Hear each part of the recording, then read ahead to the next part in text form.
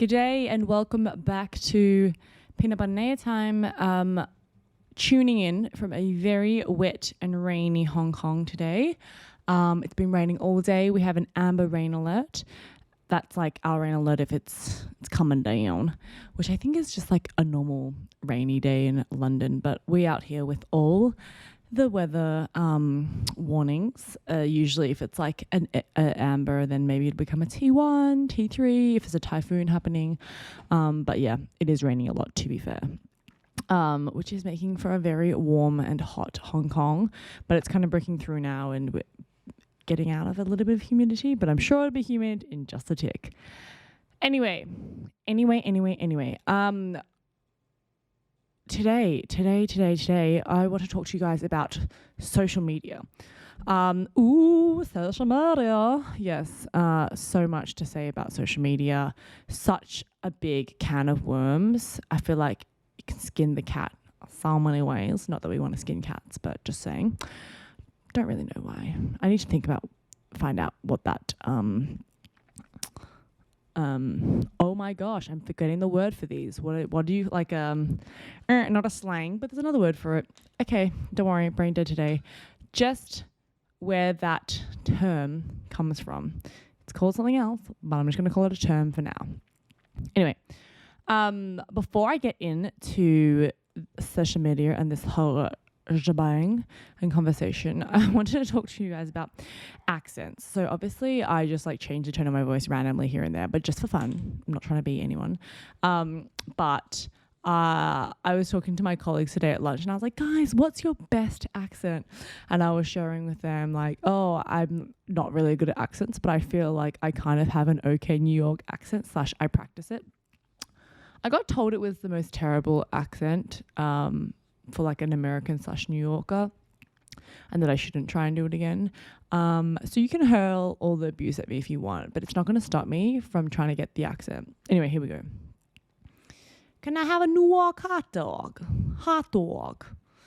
Oi, give me a coffee. Give me a coffee. I am well aware it's not at its prime. It's not at its peak yet. We're getting there.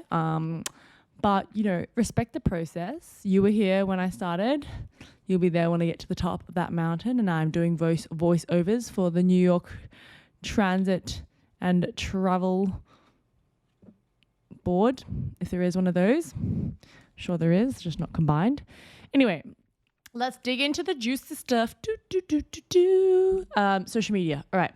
So before I begin delving into this, very obvious that I'm across social media very actively, I love different platforms. So I'm very aware that like I don't want to come across as if like I'm sitting on a high horse and I'm giving out this big speech about, oh, social media, good or bad, no. I think I just want to share my perspective on the whole shebang. I've been on it for a while and seen a lot, experienced a lot, see a lot of different types of like users and humans on social media, which is really interesting. So I just want to delve into this. And I think it's good to talk about it. I think like it needs to be spoken about more, just the influence of social media on our daily lives and recognition of like how impactful it is to the world nowadays. And the more we recognize that versus be like, oh, social media is fine, like don't worry about it, like just kind of like sweep it under the rug, the better. Okay. So I did like a pros and cons list. So I think we'll do like some positives and then negatives. Let's do positives first. So I think, yeah, I've like for myself, my journey, I've been on social media since I was year 12, which would be when I was 17. And when I encountered social media, I was, 17. And it was like, when I say it was at the beginning, like Snapchat was a thing. We used to Snapchat each other. It'd be like, here's my almond I'm eating. Here's a cloud. And Instagram was literally like using like the hue filter or like some heavy, like the traditional Instagram filters being like, here's my school shoes and the autumn leaves. But it was just like it was just a platform to post, but no one really like took it seriously to be like, this is me, this is my life, this is my like business. Definitely wasn't like that. And so it's been super interesting, I think, especially for my age group, to watch social media evolve into how it is today, and see how it's been adopted and adapted into everybody's lives at different age groups, which I think is super interesting. And it's really interesting. But I kind of love it. I think social media is around to stay. It's always going to be around. It's the new age. It's just normal now. It's like really unusual to not have social media. But I think what we can really like talk about today, and I think I want to really have this discussion, educate on, is like really understanding like the positives and negatives and how you as an individual manage that in your life. And I think I'll get that perspective based on my own experiences, because I think that's how we do things best. So positive. I think that social media has really allowed people to become a lot more creative, in terms of bring out a different creative side of themselves. Like I think everybody has creativity within them. Everybody, like, whether it's like, you might not be super good at painting, but you might see shapes really well, right? You might not be really good at singing, but you can hear and like, you know what I mean? Like everyone has their flair within a creative realm. So I think it's been really great to see, for instance, on TikTok or Reels or YouTube, people really come out with like really special niches that they're like have really thought about and become creative with, and make that into content. And I think content's so interesting, because it is pure just creativity, right? In whatever form it is. Maybe it's like you just read books to people. Maybe you just explain like mathematics. Maybe you just explain like complex chemical formulas. You are doing that in a different and creative format, which I think is really cool. It's allowed us to evolve the way that we think and approach different tasks, learning, trying new hobbies, cooking, like so many things, which I think is really, really, really awesome. I do though recognize in saying that, I think like it has also kind of made people less creative, but I think as an overall benefit, people are more like net positive creative. Yes, people are maybe recreating the same content that they would see somebody else do, dances, voiceovers, like style of content. But okay, great. Maybe people are doing the same thing. That's fine. I think it's fine. I think people like rant about how like, oh, people are not creative anymore. I'm like, yeah, you could look at it that view, but I think also how great is it that we have so many people like using a little bit more creativity and being less like, by the book or studious, like not studious, but analytical, and not creative. I think it's great for people to tap into that in some shape or form, whether it is just a hobby or just for fun, right? It's good for people to have that release. So I think it's really good. I think it's amazing, like the business side of social media and how it has opened up so many incredible like streams of new income and revenue for individuals, right? You can come from any background. You might not have great access to education. You might not have great access to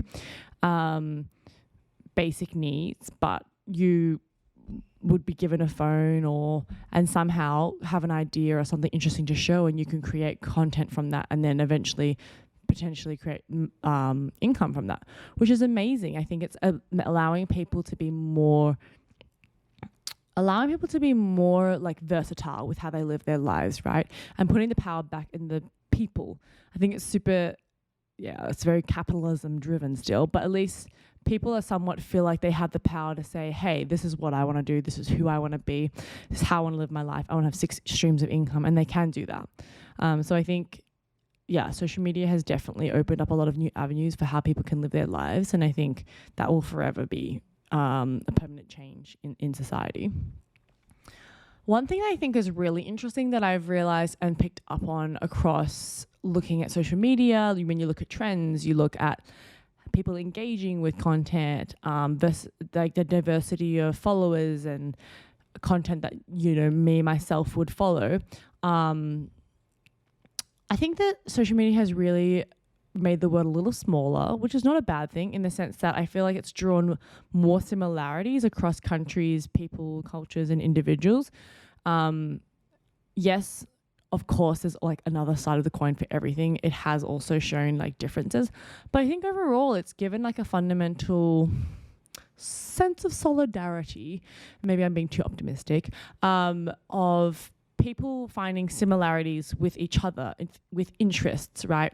And I'm not talking about like high level, like really big, sorry, not high level, but big and complex things like politics and all that. I'm talking about just like day-to-day life, right? Like fundamental people like loving love, people liking music, people liking dance, people liking a certain type of music, people liking certain foods, people encountering like strange situations around the world, right? In social settings. Like these are like normal human things that we experience, and we're able to draw similarities with someone thousands of miles on the other side of the world to us, right? And I think that is really cool, and that's like the essence of social media in a sense. And then the other positive that I really think there is education. I kind of touched on this before, but I feel like I'm word vomiting a bit here. I'm sorry. But touched on this before about people just having a new avenues to learn things, right? So say I like to dance a little bit when I go out to clubs and like whatever, but I don't really ever like learn a specific choreography. But I really enjoy doing it, like learning videos and dances, small dances online, and it's just for fun. It's just a hobby, but it's fun. It's fun to like learn a dance and kind of gain that skill and work on it a little bit more. And then it makes you think, oh, like maybe I should go take more classes, and I can do that, right? Kind of just opening up new channels. Same thing as like food. You know, there's people who, oh, I don't really know how to cook that well. Let me look at this basic 15-minute meals, you know, foundational like baking, things like that. These are awesome things for people to learn and do within their own time, you know, without signing up for a course or without having to like go to a physical class, things that they can do as a side hobby themselves. And I think, yeah, education is a huge part of it, and that really just is helping the world blossom and the world go round, I think. So yeah, those are the things that I see as great positives in social media. And I think that those positives can really, if we can keep living into them and recognizing them, social media can just really improve and get better and better. And I feel like maybe that's just like how I see it as well, right? I see it to be a very opportunistic platform and readily available product, right? So, okay, I always remind myself that I feel like if I lost my social media today, boo-hoo. And I think I always want to feel that and believe that, right? So I can survive without that. I still have all the skills that I need to do what I want to do. And I have been able to have my education and all that, right? But if I lost the social media platform in terms of like my profile and all my followers, I'm fine with it because it's not defining me as a person, right? And I think that's the real clear definition that I think that individuals should have when they approach social media, is that it isn't the be all and end all. It's not all of you there. You have a product of yourself beyond social media. It's just a platform to represent you in some shape or form. And then the content side of it, of like learning and education, all that, perfectly fine. That should be like pretty harmless to you. You know what I mean? It's just a matter of how much time you spend doing that, which is less dangerous, I think, to then consuming it. How to say? Like, I think it's less detrimental than feeling like it represents you as a whole purpose. So what I'm trying to say is there's two uses of social media, right? There's one side, which is like you're consuming, you're looking at things, you're learning, you're seeing whatever, right? Just seeing content. And the other side is that you are the creator of the content, you are what you post and all that, right? And I think that side can get really dangerous, which leads me to my negatives. That may have not made sense. I'm sorry. So the negative side I think of is around mental health. And I think I've seen so many different situations in this that have often concerned me. So I think, as I was saying at the start, when I encountered social media, I was 17. It was definitely not at the scale it is now. It was so chill, super modest, very like wholesome, very. Social media only started to kind of get like, on the trajectory of becoming like influencers and everything, maybe around, I want to say like 2015, 2016. But that was like early influencers who actually like, I don't know, lived in the future and somehow knew that was going to become a thing, and they really like built a profile off it. But people didn't really start getting really hard into it, I think, until like 2016, 2017, 2018. And so by that time I was like well into uni, beginning like going into work and stuff. So I feel like I had a very strong sense of identity of who I was. I had been through most of my formative years. I wasn't looking at social media as a place to define me, and seeing like all my peers on it in that sense, and feeling pressured. But I feel so concerned about kids who are like 13 nowadays and they are going onto social media, and that's their platform to like engage and interact with the rest of the world. And it's very concerning about how we slowly integrate social media into young individuals' lives, because I think it's a very, very steep hill downhill into letting it like influence your daily life, your thinking, your perception of yourself at a very fast rate. And so I think there are a few things that social media does. And honestly, like this isn't just for young people. This is for people who are my age, where like I think maybe I'm blessed in the sense that I felt a sense of, I have a strong sense of identity from a young age, that I don't feel like social media in any way has like strongly influenced that and like being groundbreaking for me as a person, right? Whereas I think that I do have friends who have the personality type where they do care a lot about what people think, and social media has really exacerbated that for them. And so I think that's the kind of people, which is most people, everyone cares what people think about them. I do too. Everyone does to some degree. But people who have an extreme inclination towards that, I'm concerned for them, because I have seen people like friends who they have like 400 followers and they have a private account that's just their friends, and they stress so much about posting a photo on social media and what people will think about them. And I think that's really interesting. And I kind of never quite get it, because I'm thinking, you're not making money from this. Like, you're not a persona on this. You're just you. All your friends who follow you know you. So why are you so concerned about what you post? And I think for people like that, Instagram, social media, really not good for them. And it's better if you just don't post. And yeah, maybe you go on every now and then and you browse, but you spend a limited amount of time on social media. Because also those people as well, I've seen have a really unhealthy relationship with comparison. So they will go on and compare themselves with, oh, that's what that person's doing. Like, that's that person I knew 5 years ago. That's what they're doing. Oh, like, and, you know, constantly putting themselves into that situation and thinking like, oh, maybe that's cool that they're doing that. I'm not doing that. Should I be doing that? It's like questioning themselves and their life decisions. Not good. Red flag, not positive for you. So those individuals as well, like I have a friend who actively deletes and re-downloads like Instagram, Xiaohongshu, like all the social media platforms, because they can't control their like screen time that they spend on that app. I think that's really, really dangerous. And that's what I'm trying to talk about, is like that young age is a steep descent into that behavior. And I think being able to, even as adults, my friends are like also like 29, 30, even as adults not being able to control that and manage that, or struggling with that. Think about how much like a 14-year-old would struggle with that, right? Added onto their natural like puberty and their period blues times where they're unsure about who they are. They're doing a lot of self-discovery. They're you know, they've literally only had 14 years on Earth. That is concerning for me. Like and that's where I really get really, really worried and think about,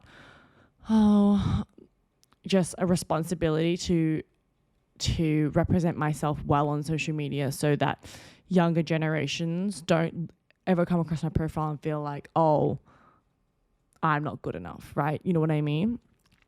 And not being authentic in who I am, because I wouldn't want anyone to think like, oh, their life looks so much better when it's really not. Yeah.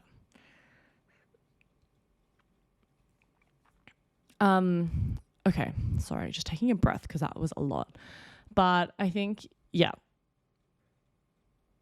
What I was saying, so people who care a lot about what people think, like on a higher level than the average person, and also do a lot of comparison, social media is not for you. I'm going to say it now. Please get off of it, because it is eating up valuable time that you can be spending with friends in person, on relationships, on working towards your own goals, on just living life, eating food. Just don't do that. Don't go spend 7 hours on Instagram like a day. It's just wild. I have seen it, guys. I have seen it. So the reason I say that is because there is such a sense of false reality on social media.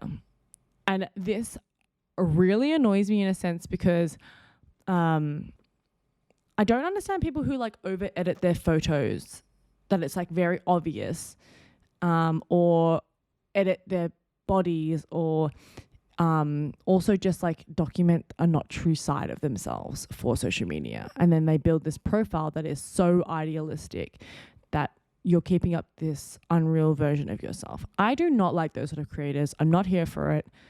Why? Why do you do that? Like there's this girl that I follow who I really should unfollow. I don't know why I haven't yet. But I saw her post this. She always posts. She's very slim, very lean. She wears really cool fashion outfits. That's why I originally followed her. But she posted like a video the other day about, and she's done this like a few times, where she's showing like, oh, social media is fake. And she shows how she edits her photos and the reality versus what she actually posts. And I was kind of just like, well, then why do you do it?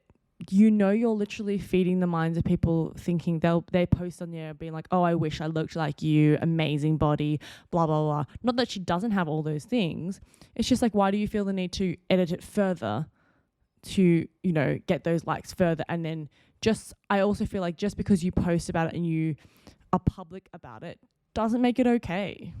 It's not like she's running an account where it's like, oh, let me show you how to edit photos and pose. No, that's not what she's running. She's running like literally monetizing and making money off like fashion brands and posing and, you know, wearing certain outfits, showing off her body. So, I mean, if you actively know you're contributing a negative impact to social media and those around you on that platform, like, why are you doing that? And I feel strongly about that as well. So that's why for me, actually, I barely edit my photos. When I was younger, I used to like edit the lighting a bit, and I still will if the lighting's not very good. But in terms of me as a person, my photos are like, I think I've previously edited a few photos of myself on my body. And then after I did that, I was like, you know what? That's not okay. And everyone's done that. Everyone's done that slippery slope of they've gone into Facetune and tried it out. And yeah, no, that's not who I am. That's not who I want to be on social media and represent to others, because I truly believe be your authentic self. If you see me on YouTube, I'm super authentic. On Instagram, I usually don't really wear makeup. I'm just as I am, right? And so I think we can really recognize and play a part in how we contribute to platforms. And I think what I find really negative is this false reality and that people push onto social media, especially Instagram. And just being clear, like, just because you share it and you're like coming out and acknowledging it doesn't make it okay, right? It just means that you're actively aware that you're creating negative feelings for others that are consuming your content. Anyway, the other thing, okay, so I have a few more negatives, but my other negatives is also about actual real life connection. I feel like now, and I also do this as well, it's like, oh, girls from high school that I used to went to school with, I'm like, oh, it's so good to see that like they're doing well and like they got this job, but I actually never talked to them like in person, right? And I would respond to a story, which does make it like, there is a positive in the sense it makes it an easier gateway for you to communicate with those people without like going on Facebook Messenger and randomly messaging, right? You can actually stay up to date with their lives and see what's happening, which is a great positive. But in another way, it is a negative because we never actually connect on a real human level where you know, we won't do it maybe until it's too late, until that person might be something happens, like, or they might fall sick, or, you know, big moments that we've already missed. But had we have actually reached out and been like, hey, use it as a platform of like, hey, like, so good to see that you're doing this, let's catch up, right? And go and actually have that coffee and meet them in person and create that real person connection. I think that's really valuable. But just sitting back and always like watching from afar for people that you're not actually engaging with in real life kind of leads back to my thing of like, are you just sitting there and scrolling and comparing your life? If someone really means a lot to you, why not just connect with them in person if you have the opportunity to?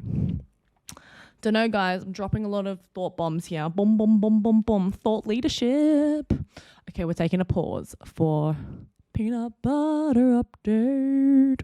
Okay, so for peanut butter this week, I wanted to shed light on a Hong Kong company. So it was actually Hong Kong's first peanut butter, like organic ground peanut butter. It's called the Nutter Company. I've had their peanut butter a few times.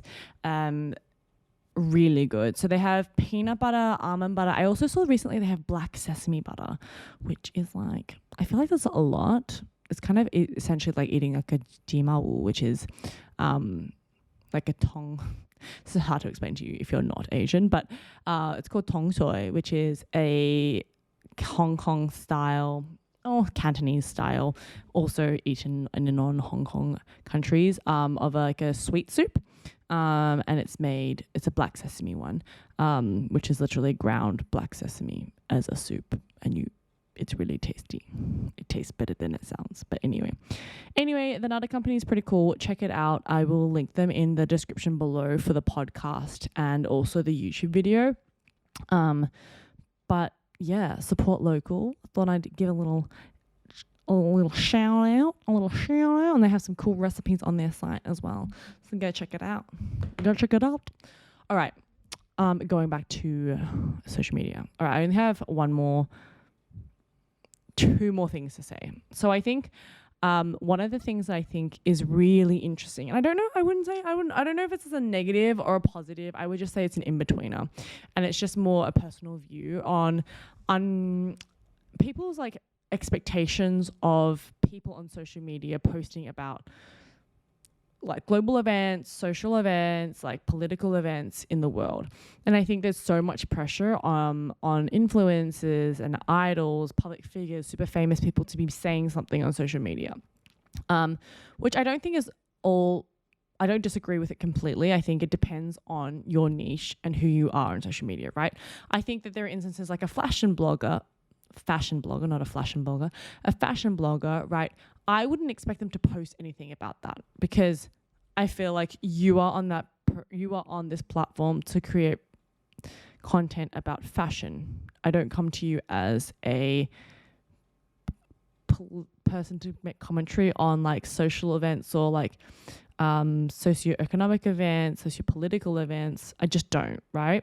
Versus somebody who's like Trevor Noah, who already has a platform offline and then an online platform where he's very clearly vocal about this, and that's like what he talks about, right? So I think people need to be a little bit more reasonable at what they expect from people on these platforms. Like just because a fashion blogger posts and has a lot of followers doesn't mean that they're a spokesperson for a certain topic. And I think when you delve further into that, one of the negatives I would say in this area is that people are too quick to like try and educate themselves on something that they actually don't know and then try to act like they do know, right? So for instance, something that drives me crazy is the whole culture of like reposting. People just like forcibly repost about something that happens from an excerpt that they see in another site because they feel a social pressure to do it, but not necessarily because they fully understand the context of what's actually happening in that situation, right? There's been so many events like that over the last like 5 years. And I've seen people post and be like, oh, if you're not posting about this, you're not my friend. I'm removing you. It's like, that is not a rational or that's just not a rational or like logical way to go about learning about things, sharing information, and bettering those around you, right? It's better to have a conversation of like, oh, I'm really passionate about this and here's why. And these are some examples. If you don't know much, like here's where you can learn more about it. Like I like those posts where people are saying like, what's happening here? Why don't you learn more about it in XYZ? As opposed to like posting things that are making very large comments or very outlandish comments about something that people who are maybe a layman who doesn't have the same expertise in something can really confidently reshare that and repost that without with like knowing fully what they are posting. You know what I mean? So I think that people need to be very realistic about the expectations of people posting about certain events and why. Really think about like, what is the intention behind it? Why do I want them to post about it? Does it make sense for them to post about it, right? And also like stop looking to other people to see what they're saying about it. Look to yourself and understand from real information sources what's happening and form your own opinion. Just saying. So I think one of the negatives on that I would just say is that I do think sometimes social media has made people like less knowledgeable on things on a surface, like, and just know things on a surface level, right? Without taking the time to really delve into the why of what's happening and fully understanding something. And I think that's a really dangerous place to be in, because I think the fundamental of education is to really like learn and understand what is happening and why you're doing something or why something works the way it does, right? And so I think we can go to social media for high level insight, but we should take responsibility as individuals and intellects ourselves to go and find out the information and the truth elsewhere.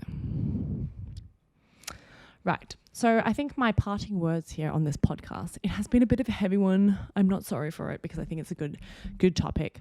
But I do think social media and how you approach it is super, super subjective. And what I would say is just, I think high level tips that I would have is just like really know yourself when you're going onto a social media platform, right? Okay, you're on Instagram, you're on Snapchat, you're on YouTube. Do you really need to be on TikTok? Do you really need to also be on Xiaohongshu? Like, what is your intention of being there? What is your intention of being in all of those sites? Is it for pure entertainment? Are you there to, like, what are you observing? How much time are you spending there? I think just be very hyper aware of yourself and how you're using that platform and how it's influencing your daily life and your thought processes and engagement with people. I think also be really real with yourself. So that kind of leads into the whole, like, branches off from the awareness thing. It's just being able to recognize when you are, you know, overusing a platform or feeling like you're, I feel like maybe if you feel like it's influencing you in the wrong way or in not the best way, that's healthy for you. I think so important to take breaks. I don't really look at social media during the day, especially when I'm at work, like have just no time for it, don't really crave it, don't have my notifications turned on for social media. And I accidentally did like 3-4 years ago and I just forgot to turn it back on, and I just haven't ever done it. And it's great because I don't ever, like, I have to go into the app to see a notification, but I don't ever like, I don't get stimulated by seeing them come up on my screen. Yeah, so I think overall, if you're on social media and you actually want to give it a try, yeah, so I think another thing is that if you are actually on social media and you're trying to like build a profile and a persona on that, great, really own that and live into that. Don't half-ass it. Like, we're so in a society now where it's so okay to be like monetizing and making money off being an influencer or creating content. Do it. Be purposeful with why you're on there. At least if you're going to spend a lot of time on there, like, be purposeful and make something from it, right? Be opportunistic is how I view it. And you never know what could come from it. Like, I honestly was just posting for fun. I posted on YouTube obviously more actively, with more intention, but Instagram was just always a fun platform for me. And then I started like trying out different videos and it worked for me. And my, like, whoever thought that I would be here? Not me. Okay. Cool. So overall, yeah, just be really hyper aware and real with yourself and talk to people about it, because probably a lot of other people are going through what you're going through if you feel unsure about your relationship with social media or how it's influencing your life. Okay, I hope you guys enjoy this. I need to go eat my pho. Bye.